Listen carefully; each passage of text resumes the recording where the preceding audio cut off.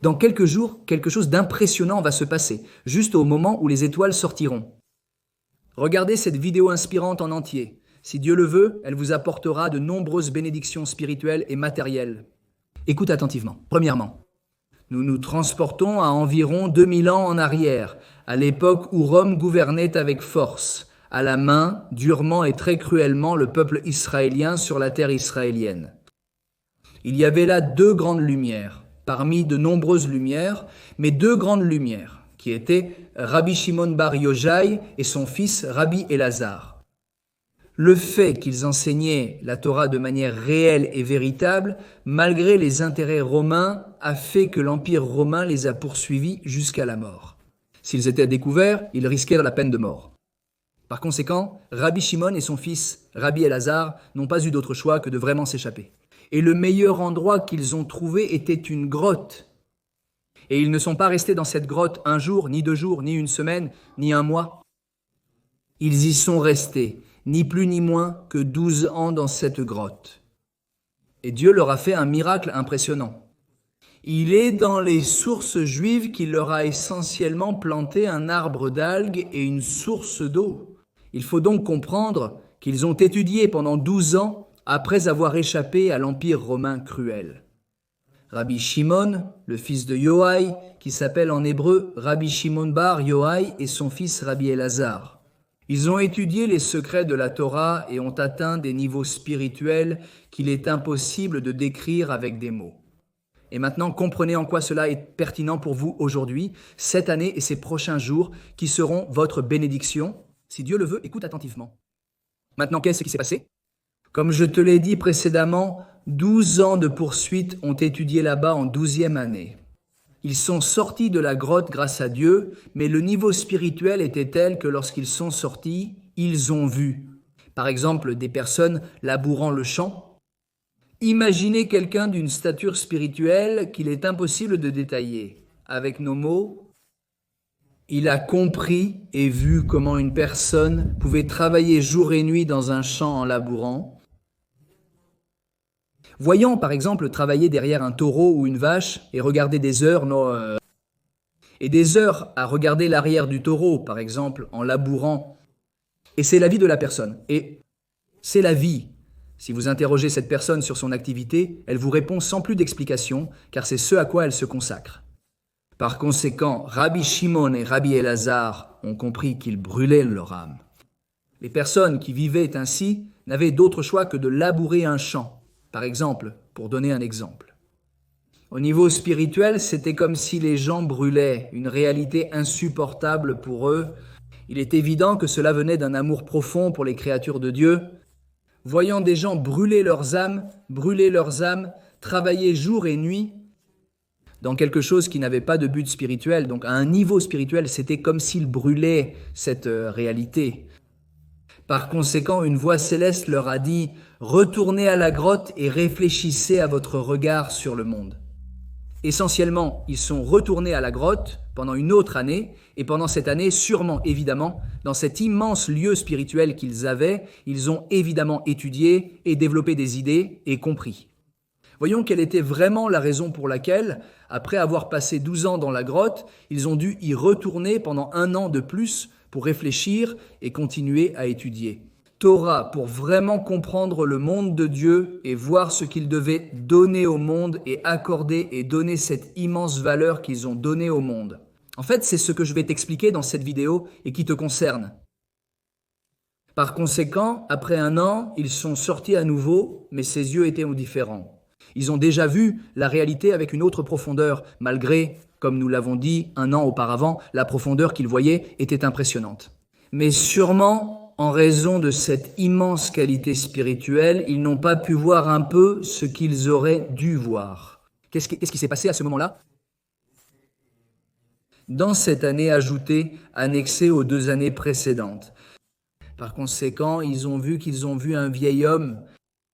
Ils ont vu un vieil homme portant 2 branches d'Adams, ou en hébreu on dit Hadassim, 2 branches d'Adas. Et ils lui ont demandé, cher vieil homme, qu'est-ce que tu portes dans ta main ? Et il a dit, je porte des branches d'Hadassim, des branches d'Adas, des branches d'Hadassim. Et pourquoi faire ? Il a dit, pourquoi faire ? Je veux honorer le Shabbat le samedi, comme vous le savez, le jour saint hebdomadaire des Juifs est le samedi, le Shabbat. Et l'un a dit pour se souvenir du Shabbat, qui se dit Zahor et Al-Shabbat, dit en hébreu. Et l'autre pour prendre soin du Shabbat, Shamor et Al-Shabbat, Zahor veut Shamor. À ce moment-là, je le dis avec mes mots, mais comme une inspiration divine, il est sûrement entré dans Rabbi Shimon et son fils Rabbi Lazare. Et ils ont compris et ont dit «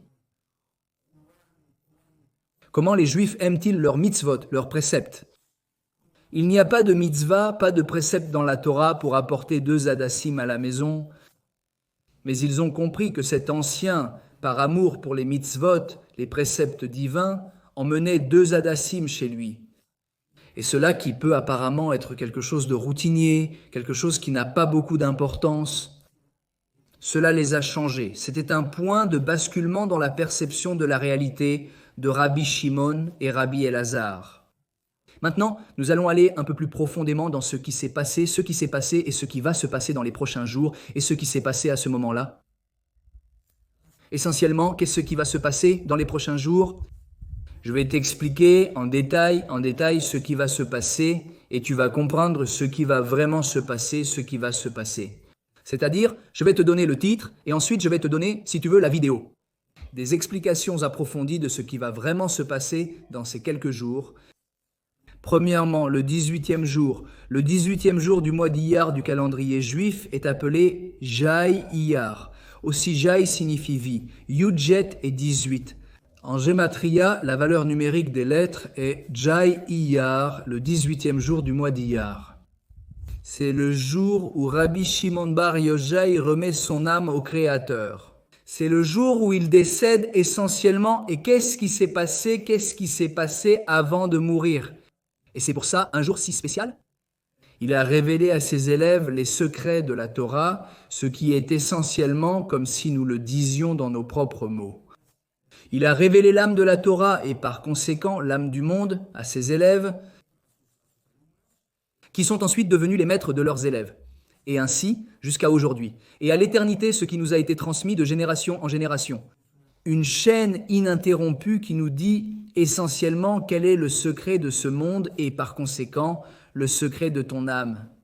Par conséquent, ce n'est pas quelque chose qui s'est passé il y a 2000 ans, c'est quand Rabbi Shimon est décédé ou avec l'histoire que je t'ai racontée de la grotte. Et tout cela n'est pas quelque chose qui se passe aujourd'hui. Et explique à nos sages que le jour de Lag Baomer est ce jour dont je te parle, qui est Lag comme je te l'ai dit. Le mot Gematria est la valeur numérique des lettres. En hébreu, Lag et Lamed. Gimel sont 2 lettres. Lamed est 30. Gimel est 3, 33. Le 33e jour du conte de l'Omer, entre les Pâques juives, entre la Pâque et la remise de la Torah à Shavuot.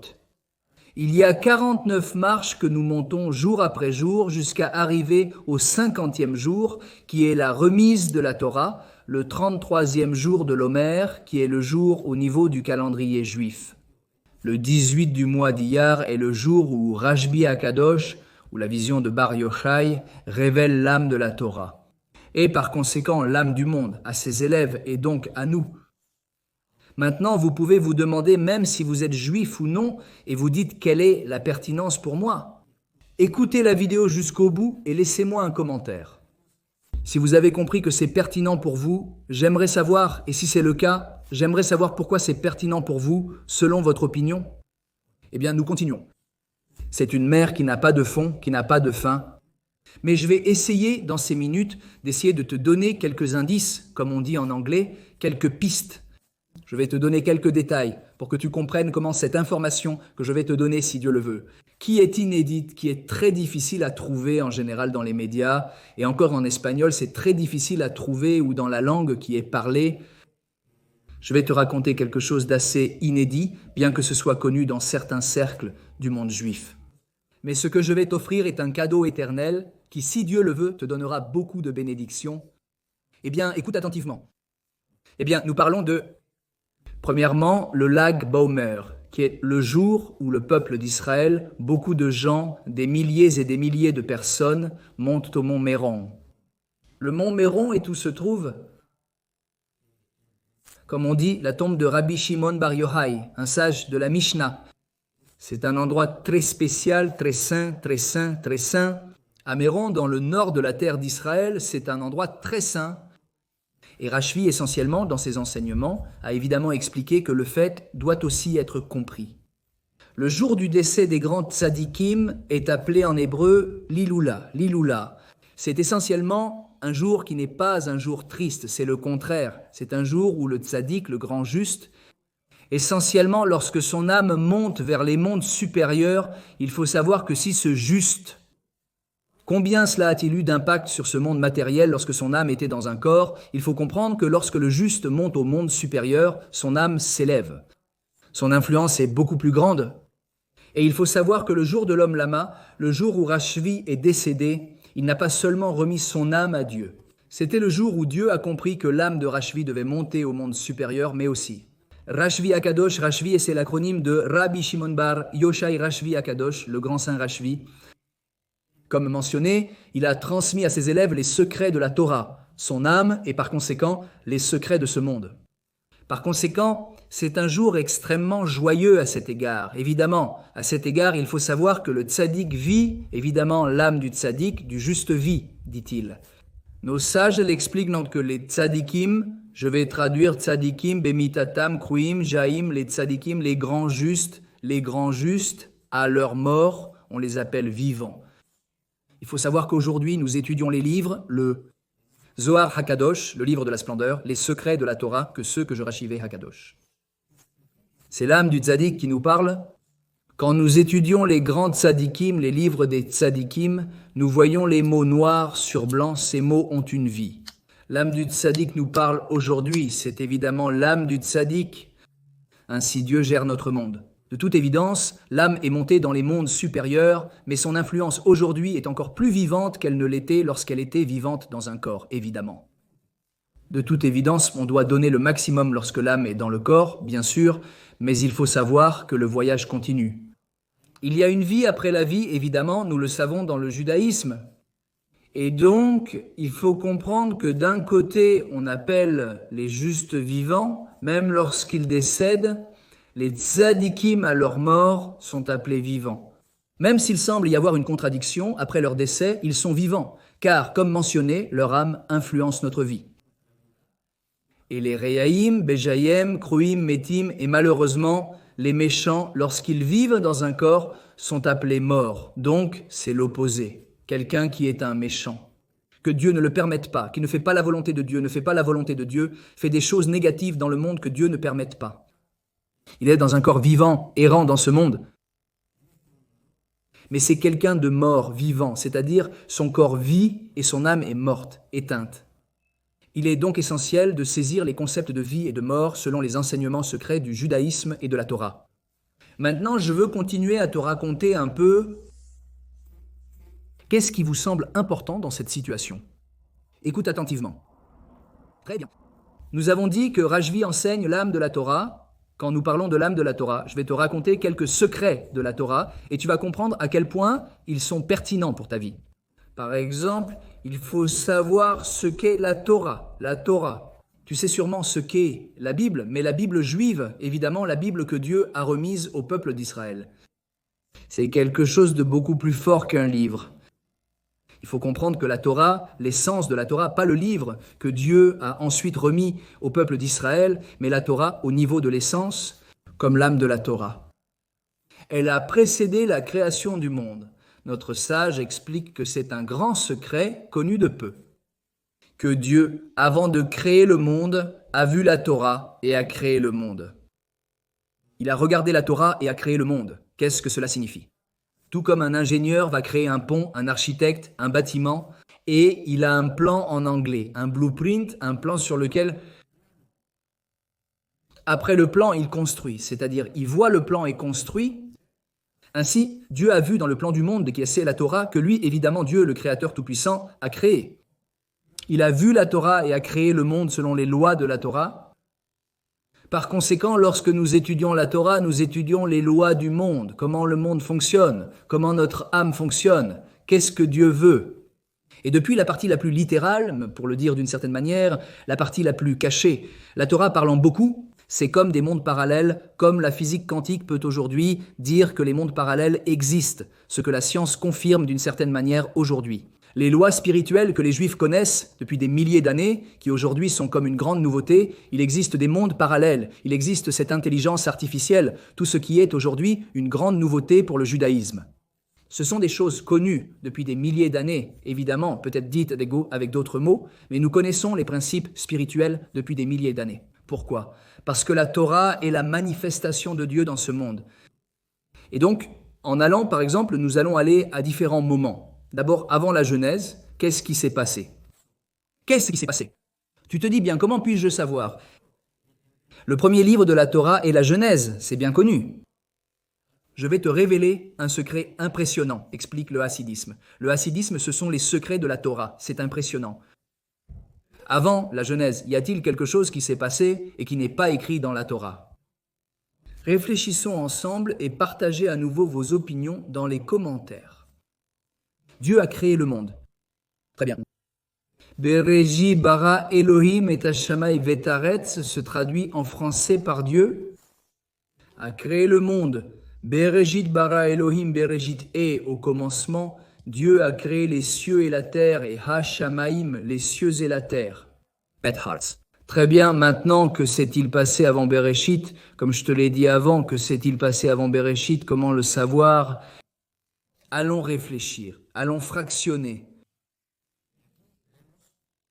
La Torah du Sod enseigne des secrets sur ce qui s'est passé, ce que Dieu pense et comment il raisonne. À créer ce monde, qu'est-ce qui s'est passé avant la création ?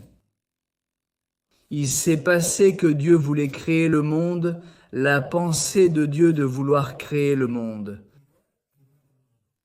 Maintenant, je vais te donner un exemple quotidien de ta vie. Tu veux boire de l'eau, très bien, quelqu'un est entré dans la pièce et t'as vu boire de l'eau. Si cette personne réfléchit et dit « S'il boit de l'eau, que signifie-t-il qu'une seconde avant, il voulait boire de l'eau ? Voulait-il boire de l'eau ? Et s'il ne l'avait pas attrapé et bu ?» Donc je te donne ici un exemple très quotidien. On peut comprendre qu'au moment où Dieu crée le monde, Brashit Beralvim, at Hashem vat Hartz, il a créé le monde. Cela signifie que Dieu voulait créer le monde. Et ici, si nous commençons à parler de pourquoi Dieu voulait créer le monde, nous pouvons parler très longtemps.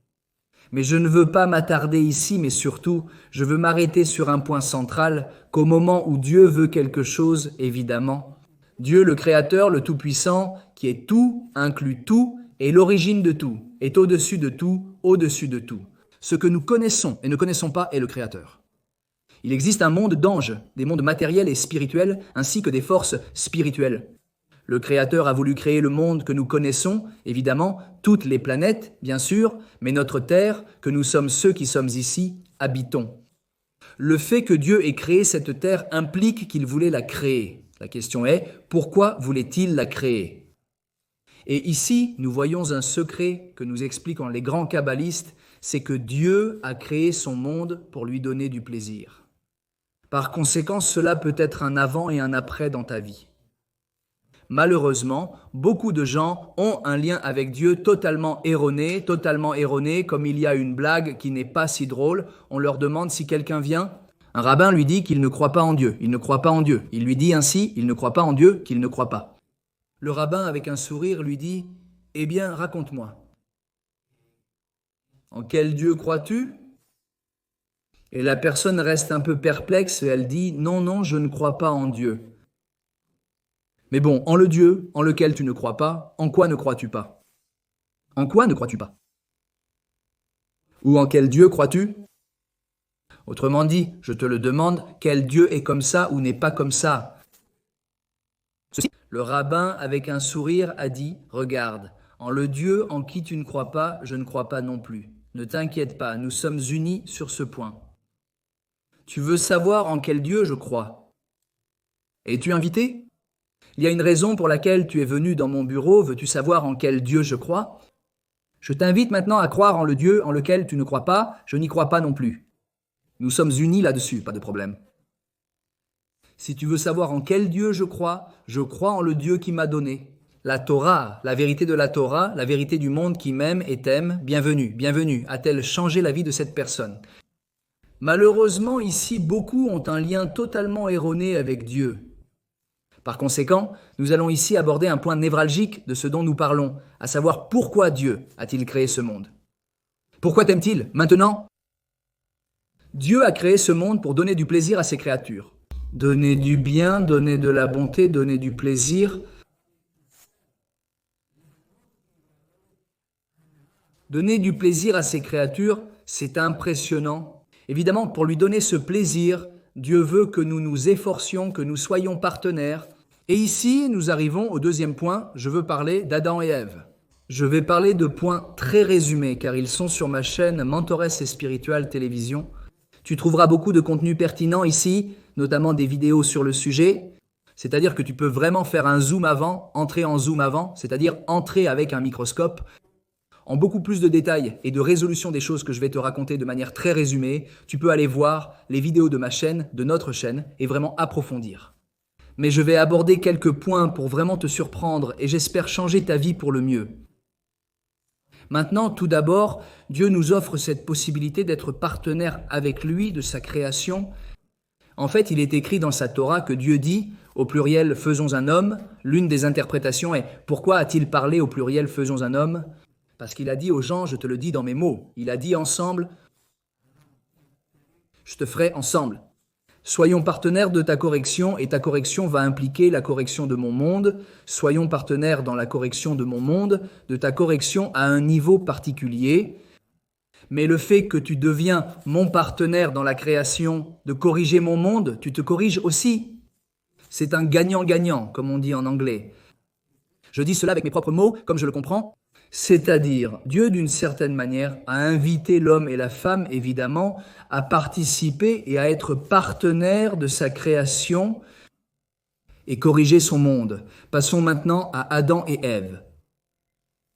Donc, en résumé, Dieu, avant la Genèse, avait une raison, une volonté, une raison de créer le monde. Et ici, nous voyons pourquoi. Il l'a créé pour nous donner du plaisir, pour nous faire partenaires de sa création, pour avoir un lieu avant d'aller à l'âge de la neige. Je veux un peu clore ce point et continuer. Pour avoir un foyer dans ce monde, on dit en hébreu, dira bataktonim, une dira est une maison dans le monde le plus inférieur qui est notre monde.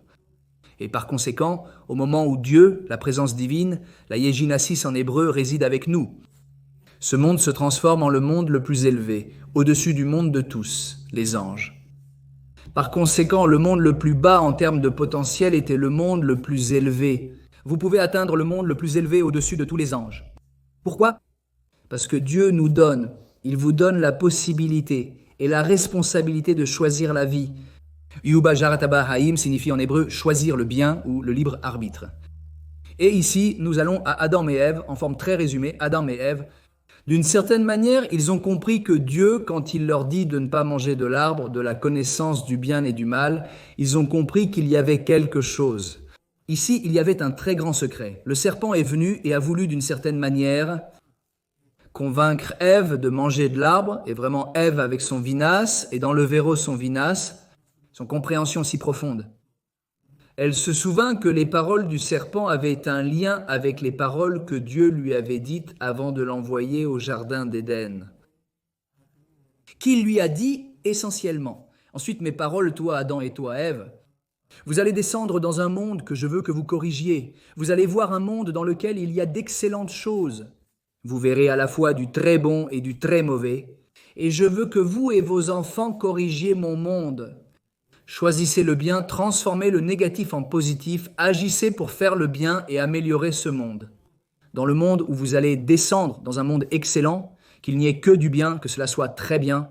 Maintenant, Adam et Ève sont descendus au jardin d'Éden, c'est-à-dire qu'ils sont descendus à un endroit en dessous d'être dans le monde des âmes. Mais quand ils étaient dans le jardin d'Éden, tout était parfait. Ève se souvenait aussi quand elle avait entendu les serpents. Elle se souvenait de choses incroyables, qu'il y a un monde à corriger. Et qu'elle a compris qu'il n'y a qu'un seul arbre dans ce jardin d'Éden dont il est interdit de manger, c'est l'arbre de la connaissance entre le bien et le mal. Ici, il y a du mal, il y a un potentiel pour faire le mal, mais ici, tout est parfait et je me souviens que nous sommes venus pour corriger le monde. Je te dis cela avec mes propres mots, comme je le comprends. Et il faut comprendre qu'au moment où Ève décide de manger du fruit, c'était des âmes pures, sans inclination pour le mal. Par conséquent, malheureusement, quand au niveau de la caricature il voit qu'il y a une pomme rouge, qu'Ève est tentée par une pomme, quelle délicieuse pomme! Ou combien c'est délicieux, quelle tentation! Il faut savoir qu'à ce moment-là, Ève n'avait aucune inclination pour le mal, c'était une âme immaculée, avec une prophétie claire et pure, une connexion totale avec Dieu. Tout comme Adam, il n'avait évidemment aucune inclination pour le mal, donc il n'y avait pas une telle chose comme être tenté. Par conséquent, ici, nous voyons un secret très profond que les secrets de la Torah expliquent qu'au moment où Ève a décidé de manger, elle a décidé de se porter volontaire. Pour descendre à une perception du monde beaucoup plus inférieure qui est le monde que nous connaissons, qui est le monde après avoir mangé de l'arbre de la connaissance du bien et du mal. Évidemment, Adam a aussi mangé, vous le savez sûrement. Mais la version que le hassidisme explique de cela est très différente de celle qui, malheureusement, est expliquée dans d'autres contextes de manière très erronée. Évidemment, il y a ici une opinion très forte qui n'est pas vraiment qu'ils ont péché, mais qu'ils se sont portés volontaires pour vraiment descendre dans les mondes inférieurs. C'est le monde que nous connaissons, et le corriger, et que leurs enfants le corrigent, et le transformer en un monde incroyable. Mais évidemment, ces milliers d'années de processus et de tikkunim, comme on dit en hébreu, de correction, impliquent à nouveau des montées, des descentes, de nombreux défis. C'est le monde dans lequel nous nous connaissons. Mais il faut savoir que c'était vraiment, selon une grande opinion du judaïsme, c'était vraiment la raison, la volonté d'Eva et évidemment d'Adam. Après avoir vraiment voulu corriger et être partenaire de Dieu dans la correction de ce monde. Et par ici, je veux rester sur ce point. Encore une fois, si vous voulez approfondir, je vous invite à aller sur ma chaîne pour des vidéos sur Adam et Ève où j'explique en plus de détails.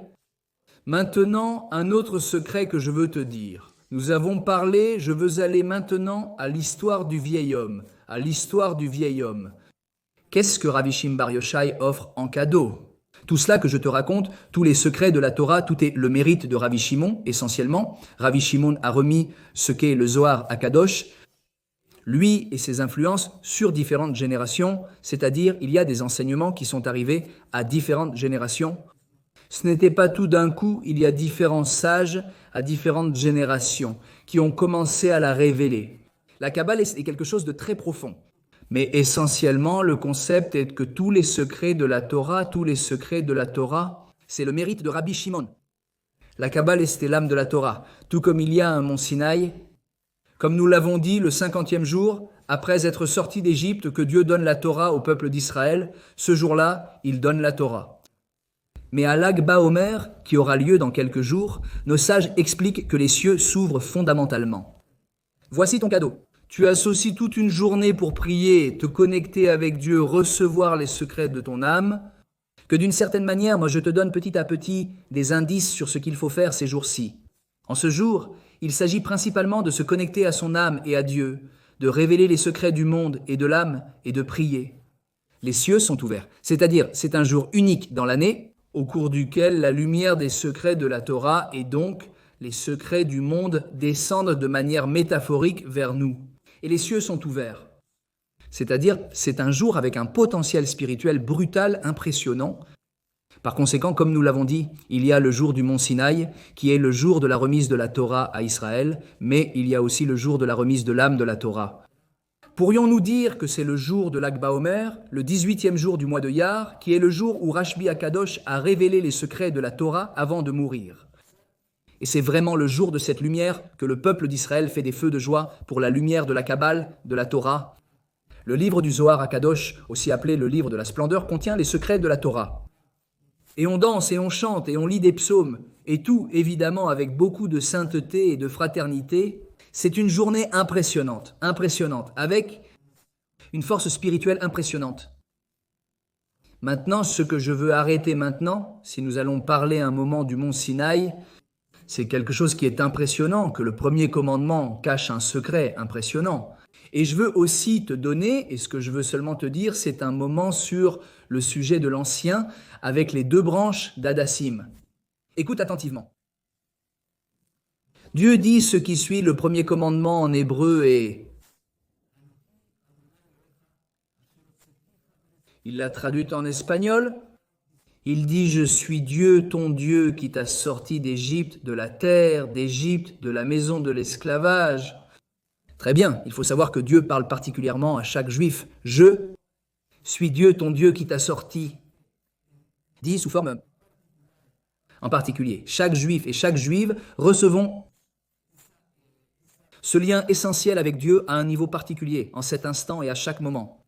La Torah est une Torah qui nous parle à un niveau particulier. Et évidemment, général, évidemment, et à toute l'humanité, à toutes les nations, bien sûr, il faut savoir que le lien de Dieu est particulier. Et c'est quelque chose que nous savons avec le premier commandement. Maintenant, Anoi cache un acronyme qui est en araméen, pas en hébreu, en araméen, qui est la langue qui était parlée en Babylonie. C'est moi mon âme, je l'ai écrite et je l'ai livrée. Impressionnant, Dieu nous dit, c'est moi mon âme, je l'ai écrite et je l'ai livrée. Évidemment, comment? Par qui? Par quoi? Par la Torah, c'est-à-dire, c'est moi mon âme, je l'ai écrite et je l'ai livrée. Par conséquent, c'est impressionnant que lorsque nous étudions la Torah, nous nous connectons à la Torah, nous nous connectons de manière métaphorique, mais à un niveau spirituel, avec l'âme de Dieu. Qu'est-ce que l'âme de Dieu signifie? Le Créateur et le Tout-Puissant.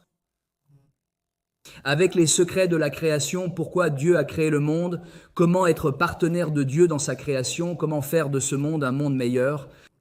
Chaque bonne action que vous faites rend le monde de Dieu, le Créateur Tout-Puissant, meilleur. Ainsi, vous lui faites de la place. Lui, le Créateur, soit près de toi, qu'il t'entoure, qu'il te bénisse, avec toi, avec ta famille, à ton travail, où que tu sois, chaque bonne chose, où que tu sois, à ton travail, études, famille, où que tu sois, tu fais une place à Dieu, une place à Dieu. Maintenant, je veux parler maintenant de l'ancien. Quel secret? Ici, nous allons arrondir notre classe. Quel secret Rashvi et Rabbi Elazar ont-ils compris lorsqu'ils sont sortis de la grotte? Après ces 12 années d'études des secrets de la Torah, et comprendre cette année qui a continué, quand ils ont vu le vieil homme, qu'ont-ils compris? Impressionnant. Ils ont vu que quelque chose d'aussi simple que de porter 2 branches d'Adassim en l'honneur du Shabbat est quelque chose de totalement matériel et transformé en quelque chose de totalement spirituel. Par conséquent, le grand secret que Rashmi et Ravi Rajan nous enseignent également ici est comment nous transformons ce monde matériel en un monde spirituel, avec sainteté, à partir des activités les plus routinières et quotidiennes de nos vies. Et c'est le grand secret que d'une certaine manière, je veux finir la classe et te l'offrir. Ceci, parce que ceci, si tu le comprends en profondeur, ta vie va changer. Elle va changer pour le mieux. Elle va te donner des bénédictions. Impressionnant, mais écoute attentivement jusqu'à la fin, car c'est à la fois très profond et très simple. C'est ainsi qu'est la Torah, et le judaïsme est quelque chose qui est purement profond, mais simple à la fois. C'est une sorte de dichotomie. Pourquoi? Parce que la Torah est émet, c'est la vérité doit être simple. Il n'y a pas une vérité compliquée, la vérité est simple. Comme nous le disons les Juifs, la déclaration tous les jours, tous les matins et toutes les nuits, Shema Yisrael Adonai Eloheinu Adonai Echad. Nous disons, écoute Israël, Dieu est notre Dieu. Dieu est un, Dieu est un seul. Ein od milvado. Nous disons qu'il n'y a rien en dehors de Dieu, l'unique, l'unité. C'est la chose la plus simple qui soit à certains égards. Il n'y a rien en dehors de Dieu. Dieu est tout, il est l'origine de tout, il est au-dessus de tout, il n'y a rien en dehors de Dieu. D'un côté, c'est quelque chose de très simple à comprendre, et de l'autre, c'est quelque chose de très, très profond. Et c'est ce que, à mon humble avis, des grandes leçons que Rashvi et Rabbi Yerazan nous donnent, quand ils ont compris qu'il n'y a rien en dehors de Dieu, il n'y a rien qui échappe à ce que l'on peut faire pour Dieu. En fait, le roi Salomon nous enseigne cette phrase que je vais traduire. Bejol derajejadaeu, dans toutes tes voies cherche Dieu. Et c'est ce que nous pouvons voir avec l'histoire du vieil homme. Le vieil homme n'était peut-être pas un millionnaire, mais qui a ramené chez lui, en l'honneur du Shabbat, 2 feuilles d'Adassim, 2 branches d'Adassim, en l'honneur du Shabbat. En l'honneur du Shabbat. Pourquoi? Est-ce ainsi qu'il honorait le Shabbat? Et c'est impressionnant. Dans toutes tes voies, cherche Dieu, c'est-à-dire seulement au moment où il a ramené ses Hadassim à sa maison. Il était lié à Dieu, lié au Shabbat, lié à lui-même, à sa famille, au peuple israélien, à toute l'humanité, en l'honneur du Shabbat, avec le Shabbat, c'est-à-dire chaque petite chose que tu fais est, on dit en hébreu, Netzach. C'est l'éternité, au niveau du potentiel. Alors, qu'est-ce qui s'est passé? Regarde le changement impressionnant avec Rashvi et Rabbi Lazare. Quand ils ont vu quelqu'un 8, 10, 12 heures regardant l'arrière d'un taureau, d'une vache, et c'était leur vie. Ils s'interrogeaient, comment peut-il sacrifier son âme alors qu'il est ici pour améliorer ce monde, le rendre meilleur? Et qu'est-ce qu'il fait? Il laboure la terre et ne fait rien d'autre que cela, heure après heure et année après année. Et ils ne pouvaient pas supporter que des gens, évidemment, comme nous l'avons dit, avec l'amour qu'ils avaient pour les créatures de Dieu, comment pouvaient-ils brûler leur âme en vivant ainsi? Maintenant, quand ils ont vu, après avoir passé ces 12 années, l'année suivante, ils ont vu le vieil homme avec ces choses. C'est ainsi qu'ils m'ont compris qu'avec quelque chose d'aussi simple, le matériel le transforme en quelque chose de spirituel, purement spirituel. Et c'est un secret pour nous. Impressionnant la même chose. Pensez à quelqu'un qui est sur un ordinateur, sur un téléphone, heure après heure, il peut être programmeur, il peut être ceci, cela, l'autre. Et vraiment, si tu lui demandes et lui dis pourquoi es-tu comme ça? Parce que oui, vraiment, cette personne brûle malheureusement son âme. Mais la personne qui peut être un programmeur informatique ou peut-être en train de fabriquer des boutons dans une usine, de coudre un tissu, d'être chauffeur de taxi, avocat, économiste, acteur, peu importe, enseignant, peu importe. Tu lui demandes pourquoi tu agis ainsi. Et il te répond parce que je comprends que c'est ma mission dans le monde. Je comprends que moi, en cousant un bouton et en faisant un vêtement, je suis en train d'habiller des gens et moi, j'ai beaucoup de talent pour ça. Et c'est la façon que je trouve pour travailler, apporter de l'argent à ma maison et aussi contribuer et améliorer le monde de Dieu. Un économiste ou un programmeur peuvent créer des programmes de santé et économiques pour aider le monde selon leurs compétences respectives. Avoir de la lumière en Afrique ou dans des lieux en développement. Qu'il n'y a pas de lumière, pas d'électricité, pas d'eau, dit-il. C'est ma mission dans le monde, je suis excellent en programmation informatique et c'est comme ça que je m'améliore. Je suis partenaire de Dieu dans sa création, c'est ma mission. J'essaie bien sûr d'y aider ma famille. Évidemment, ce n'est pas comme si on était un robot qui est enfermé dans une routine dans la vie, bien sûr, mais pour te donner l'exemple du taureau et cette personne qui laboure. Si la personne te dit « je laboure et c'est ce que je fais » et ne te dit pas non, parce que je nourris le monde et j'aide, c'est parfait. Évidemment, aujourd'hui, on peut avoir un tracteur, mais le concept est le même. C'est-à-dire, la question est « pourquoi fais-tu ce que tu fais ?» Pourquoi vis-tu comme tu vis? La question est celle-ci. Peut-on vivre une vie comme on dit dans le Véro Stam Stam? C'est parce qu'on vit, parce qu'on gagne de l'argent, en travaillant ici, en travaillant là, en étudiant. Pour ceci, cela et autre chose, et des raisons fonctionnelles. Pour avoir une maison plus grande ou des murs supplémentaires, en pierre, plus solides ou d'un élément plus luxueux, comme vous voulez l'appeler. Mais si c'est la réponse, ces pierres ou ce mur resteront dans ce monde très très longtemps après, sûrement après le décès de cette personne. Que cette personne qui a vécu pour avoir un mur solide, une belle et solide maison, parce qu'elle va certainement le surpasser en années. Dans ce monde, n'est-ce que pas? La question est, personne n'est parfait. Une belle maison et une vie heureuse sont des aspirations universelles. Avec une abondance matérielle, une abondance spirituelle, aider son prochain avec l'abondance que Dieu nous donne, être un conduit propre et pur pour aider les autres, c'est l'idée. C'est l'idéal de recevoir l'abondance de Dieu et de contribuer aux autres et de vivre heureux et complet. Comme nos actions actuelles sur la terre et le peuple d'Israël, de retour sur terre, les prophéties s'accomplissent. Un peuple fort et joyeux, lié à la Torah, lié à la vie, aidant son prochain, aidant les nations, envoyant des délégations pour aider différents pays en difficulté. Des délégations de différents pays viennent étudier comment s'améliorer. Agriculteurs en défense dans l'armée, aider à se défendre contre les attaques. Économie et start-ups. Le peuple d'Israël est retourné sur sa terre comme le prédisent les prophéties. Pour apporter la rédemption, évidemment la rédemption de Dieu est apportée par le Créateur, mais essentiellement si Dieu le veut. Le Beit HaMikdash, le Saint-Temple, se construit rapidement de nos jours, avec des bénédictions et tout, avec beaucoup de douceur, avec beaucoup de miséricorde. Et c'est le grand thème au niveau du CLAL, au niveau collectif. Le peuple d'Israël, la terre d'Israël, est comme le modèle dans lequel le peuple d'Israël montre au monde comment peut-on vivre, non seulement au niveau individuel, mais en sainteté, au niveau collectif, comme il est écrit dans la Torah. Et vous serez pour moi un royaume de prêtres et une nation sainte. Et vous serez pour moi un règne de Kohanim et un peuple saint. Ou, en terre sainte, la terre d'Israël, c'est-à-dire regarder le monde, et c'est le grand objectif que le peuple a fait à un niveau particulier, à un niveau collectif. L'idée est de donner de la lumière, de l'amour au monde. C'est pourquoi Dieu nous a donné la Torah, donc avec beaucoup de joie, beaucoup de responsabilité, beaucoup d'humilité. Nous avons ce mérite d'être la lumière pour les nations et d'enseigner la Torah. Les secrets que Rashbi Akadosh nous enseigne pour révéler au monde, afin que nous ayons tous une vie avec un but. Et en parlant de cela, je me suis souvenu que nous allons avoir un cours, si Dieu le veut, un cours avec 4 leçons.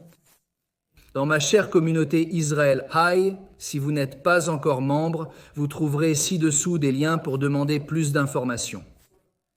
Une belle communauté prospère dans laquelle beaucoup de gens se sentent seuls. Et dit, je veux être connecté avec Israël, ou veut-il me poser des questions ? Il existe un WhatsApp où ils peuvent me poser des questions, être connectés avec moi et Israël. Des rencontres, des cours gratuits et payants sont organisés, comme un cours payant pour les non-membres d'Israël High dans quelques jours. C'est impressionnant. Quel est le cours ? C'est essentiellement ce dont nous parlons, c'est appliqué, c'est quelque chose de très profond et très enrichissant, c'est quelque chose d'unique, c'est comment appliquer. Le monde des startups israéliennes, l'innovation israélienne liée au concept de la Kabbale, les secrets de la Torah pour ton bénéfice personnel, c'est-à-dire comment appliquer ces concepts israéliens au niveau des startups. Aujourd'hui, la Kabbale, le monde, les concepts des secrets de la Torah, voyons comment tu peux trouver le but de ta vie, comment tu peux devenir une meilleure personne, te développer, grandir au niveau spirituel et matériel, si Dieu le veut aussi. Et dans le cas de ceux qui font partie de ma communauté, ils n'ont évidemment pas à payer. Mais si quelqu'un veut simplement s'inscrire au cours, ce qui est évidemment possible, il peut aussi se rendre au lien ici. Voici toutes les informations sur le cours de Israël High de ma belle communauté qui résume un peu ce dont nous discutions. C'est comme dans ma communauté à laquelle je t'invite évidemment avec beaucoup d'affection. Si tu n'es pas encore membre, tu n'es pas membre, nous sommes membres évidemment. Si tu n'es pas encore membre, je t'invite avec beaucoup d'affection.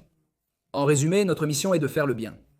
Il y a des rencontres d'aide aux familles en Israël, d'aide aux épouses de soldats ou aux fils et filles de soldats, et il y a des rencontres, comme nous l'avons dit, et des cours.